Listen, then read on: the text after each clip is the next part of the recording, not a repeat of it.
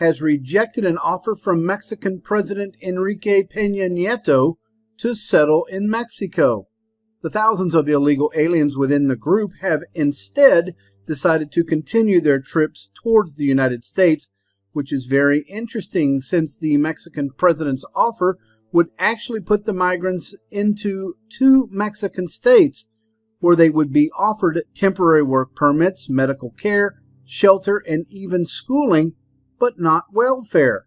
And ladies and gentlemen, this is according to the Associated Press. Mexican President Nieto has announced he will call on You Are at Home plan, offering shelter, medical attention, schooling, and jobs in Central America's Chiapas and Oaxaca states if migrants apply, calling it a first step towards permanent refugee status. Authorities said more than 1,700 have already applied for this status.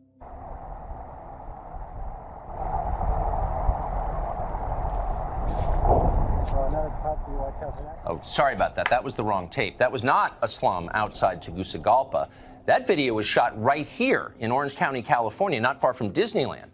The desperate and impoverished people on the screen you saw were American citizens. Hundreds of thousands of them sleep on the ground every night in this country. They don't make it on CNN very often. They're just Americans. Their tragedy is not interesting. If they did laundry at $5 an hour for rich people, though, our moral superiors might notice and care. But as of now, no, the cable news geniuses could not be less concerned about what is happening to American citizens. Which, if you think about it, kind of explains the Trump phenomenon. One of the great mysteries here in Washington is how a president with no prior political experience, who's emotionally volatile and not very articulate, remains nevertheless so very popular outside of Washington. It doesn't make any sense, but of course it makes sense. Trump's secret? He says things like this. They have a word. It sort of became old-fashioned. It's called a nationalist. And I say, really, we're not supposed to use that word. You know what I am? I'm a nationalist, okay? I'm a nationalist. A nationalist. In other words, a leader who puts his own country first, who cares about his own people most. You'd think everyone in charge of a nation would be a nationalist. Putting the interests of your own citizens above those of citizens of other countries was once considered a prerequisite for running a democracy. Not anymore. Now it's considered immoral, evil, in fact. Watch this. Nationalist. Use that word. We're going to talk about that word tonight. It is a favorite of the alt-right and is loaded with nativists and racial undertones. He's weaponized race and sort of nationalism and dog whistles. You're suggesting there's some kind of dog whistle there. It is. It applies. It does provoke hate activities. What are you trying to say as President of the United States, that you're a nationalist? Americans know what that means. It's not even a dog whistle anymore. It's a bullhorn. Not a whistle. It's a bullhorn. Hitler was a nationalist. Of course, so were Mahatma Gandhi and Abraham Lincoln and every other leader of every other nation state throughout history until about 20 minutes ago. But whatever. Nationalism provokes, quote, hate activity, says a sitting U.S. senator. All the cable news geniuses say amen. There was a time, in my lifetime, I'm not that old, when a picture like that would have just elicited nothing but sympathy and empathy among the American people. You see that and you think, oh my God, what must be happening where those people are coming from? How can we open our arms to people like that? These people are coming and asking for asylum. Guess what, Ben? It's in our laws that people are allowed to come to our borders and ask for asylum. This is a moral outrage that harkens to the worst excesses in the history of the country, to the separation of families at the slave auction blocks, to the separation of Native American families. Hope you're following that at home. Immigration, it turns out, is not a civic question that American voters might be allowed to have opinions about. It's bigger than that. It's a moral outrage. It's a humanitarian crisis. The law is irrelevant here. So are any of your stupid, selfish concerns about the effect of impoverished foreigners moving into your neighborhood or your school district. The rule here is simple. Listen carefully. If people from a place poorer than America want to move to America, they get to do that, period. If you disagree or complain or do anything other than recite the poem at the bottom of the Statue of Liberty, you are, Well, you already know what you are because you've heard it 1,000 times, but we're going to tell you again anyway. Maybe this time it will penetrate. You are a racist. They see those pictures and are being told, fear those brown people. The Democrats are a diverse party. The Republicans appeal disproportionately to older whites. And the mob thing is an attempt to alarm those voters about the prospect of non-whites and immigrants. The right-wing coverage of this, is it demagoguery? How would you describe this? It is demagoguery, Brian. It is also, I believe, racism and nativism really pandering to the fears of Trump supporters and Fox News viewers. Yep, you're racist, just like you were racist for opposing Obamacare or not watching Sunday Night Football or believing that Brett Kavanaugh did not sexually assault someone. You are a bigot until the moment you obey the Democratic Party, at which point you are a good person like Al Sharpton or Louis Farrakhan. You know the drill.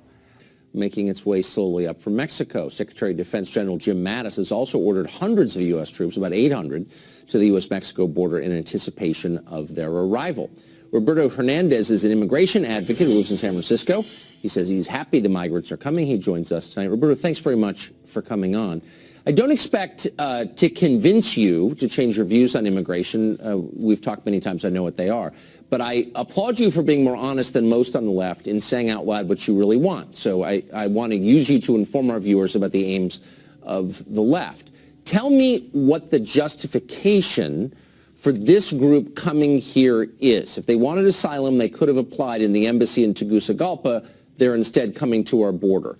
Are they claiming that they're refugees, fleeing a war? If so, what war? What is the justification for this? Good evening. First of all, let's go to our history. You know, here in the Americas... No, let's not. Let's just go to the question. The world. Okay. Look at all the Europeans that came here. This was Native American land, and Europeans came here. Okay. You've demonstrated an ignorance of history sufficient that I don't want you trying to educate us. And then I just want you to answer my question about right now, if that's okay. If we just stick to the question, what is the justification, the legal justification, for these people coming to our border and not the U.S. Embassy in Tegucigalpa? Well, if you look at the role of the United States in Central America, in Nicaragua, in Honduras, in Guatemala, and other countries in Latin America, the United States has promoted wars to protect corporate interests in a lot of these countries. And so you have a lot of people who have been affected by these wars, and it's caused poverty in a lot of these countries. And currently there is a political climate in a lot of these countries, and people are coming here looking for refugee. And so let's hold on. No, okay, I'm going to try and take you seriously. The United Nations is supporting. Okay. Did you know that? But the United Nations is out there right nothing now. the United Nations does matters to me or surprises me. But let me hold on. Let me just ask you. Through the caravan. I'm trying to take you seriously. You said most of them in the first caravan are coming from Honduras. What war specifically are you talking about that the United States promoted? Whose interests were benefiting from that war? And when did that war end? What are you talking about specifically? Specifically, look at the role of the U.S. government in Honduras. I mean, we can go here all day, all night. What war are you talking about? Time. So I want to make just sure give me the war. Tell me when it ended. Understand that okay, let me ask you this. Do you know of any involvement of the U.S. in Honduras? See, what you're saying is you don't really know what you're. Hold on. What you're saying is you don't really know what you're talking about, but you're throwing out a talking then you point. Need to do. Then we need to have a show just to talk about the U.S. government's involvement in Central America and the rest of Latin America. I'm asking you specifically, what war in Honduras are you talking about that the United States inspired that justifies this migrant caravan? What war? When did that war end? What year? What are you talking about, or do you not know? What I do. Okay, let's look at the role of the military of the U.S. currently in Honduras. No, but you said there was a war. So you're totally ignorant of the history of Honduras, but you are lecturing us about our responsibility to let these people in because of a war that we started, but you can't tell us what war or what year it ended. I think that's what you're saying. And not only that, but it's the involvement of the U.S. in Honduras and Central America. We've talked about this so before. obviously history is not your subject. Let's go to something. And that's fine with me. I'm not sure we're But, you know, disagreeing. the fact is that the I think I United don't really know what you're Nations talking about. currently is supporting this caravan. Why would the I'm United sure they Nations are. be supporting and helping these people? And Not then account- Trump I goes can't imagine why the and UN does a says lot of things. that the Okay. U.S. should Got it. stop Let me Mexico ask you, from letting these people come here. Let me. We're going to change the Mexico category let to the these people 200 through. category. Let's see if you can answer this. Okay. San Francisco has now announced that illegal aliens, people who have no right to be here, will be allowed to vote in local school board elections. You live in the city. You think this is a great idea. Do you think Americans who sneak into other people's countries ought to be allowed to vote in their elections? Well, let's look at how many white people live in Mexico. The Mexican government doesn't harass them. But let's look at. Are they allowed to vote in elections? Look how many people did not vote in this last election. Look at the numbers. Okay. I would say as a performance artist, you're talented, but I just want to get at one straight answer. Are Americans who sneak into other people's countries without permission allowed, do they have a right to vote in those countries' elections? Do I have a right to sneak into Mexico and announce that I get to vote there? And if you don't let me, you're a racist. Is that a human right that I possess?